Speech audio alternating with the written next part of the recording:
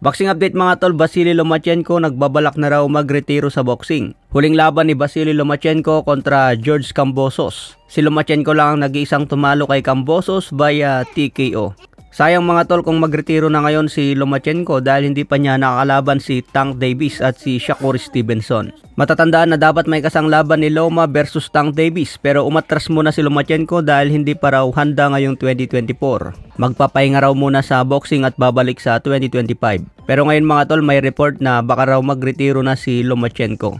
Pero tignan natin, baka opera ng malaki si Lomachenko at babalik pa laban kay Tank Davis. Sa ibang banda naman, Teofimo Lopez nag-file ng lawsuit sa Top Rank Promotion. Sinasabi ni Teofimo Lopez na invalid daw ang kanyang kontrata kay Bob Arum. Pero sinabi naman ng Top Rank na valid ang kontrata ni Lopez at meron pa itong natitirang laban. Gusto kasi ni Lopez mga tol maging free agent na ito at kumalas na sa Top Rank. Maganda naman ang binibigay na laban kay Lopez mga tol.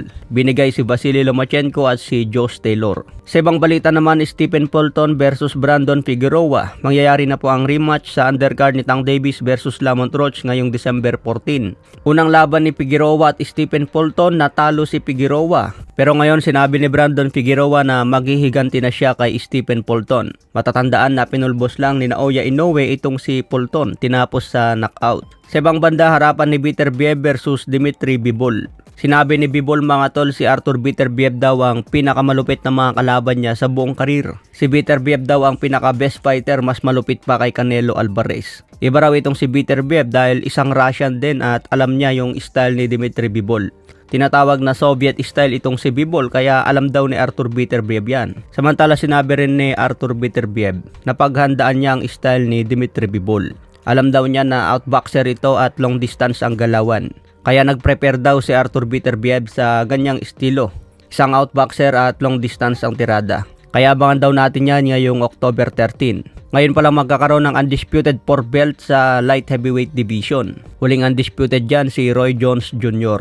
Magandang laban ito dahil nakapila agad dyan si David Benavides. Sa ibang banda naman, ayon din kay Terence Bud Crawford, pumabor siya kay Dmitry Bivol. Terence Crawford picked Bivol to beat Beterbiev. If I had to pick one, I pick Bivol because of his boxing skills, his movement. Isa raw sa pamatay ni Bivol ang kanyang jab dahil ito raw ang magpapanalo sa kanya. Pero kung jab lang ang usapan mga tol, magaling din mag-jab si Beterbiev at powerful pa ang kanyang jab. Ang kagandahan lang kay Bivol, in and out ang galawan at magalaw talaga ang paa.